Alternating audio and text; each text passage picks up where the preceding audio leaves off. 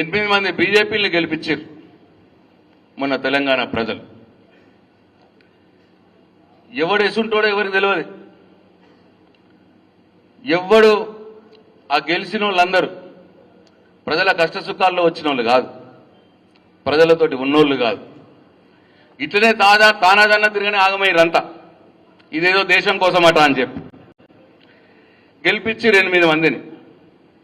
నేను అడుగుతున్న ఇవాళ వేదిక మీ నుంచి 8 మంది బీజేపీ ఎంపీలు గెలిచిరు కదా, కేంద్రంతో కొట్లాడి నరేంద్ర మోడీని అడిగి 8 యూరియా సంచులు కూడా ఎందుకు తేలేకపోయినారు మీరు బీజేపీ ఎంపీలు అని అడుగుతా ఉన్నానే. 8 మంది బీజేపీ ఎంపీలు ఉన్నారు కదా, తెలంగాణ రాష్ట్రానికి రావాల్సినటువంటి అనేక ఇవాళ దేశంలో అన్ని రాష్ట్రాలకు మెడికల్ కాలేజీలు ఇస్తాడు మోడీ, తెలంగాణకు మాత్రం ఒక్క మెడికల్ కాలేజీ రాదు.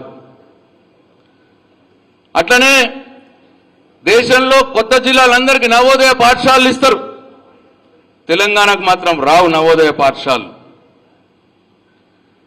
ఏం చేస్తున్నారు బీజేపీ ఎంపీలు మీరు గెలిచి? ఎందుకు నరేంద్ర మోడీని చూడాలని మీకు?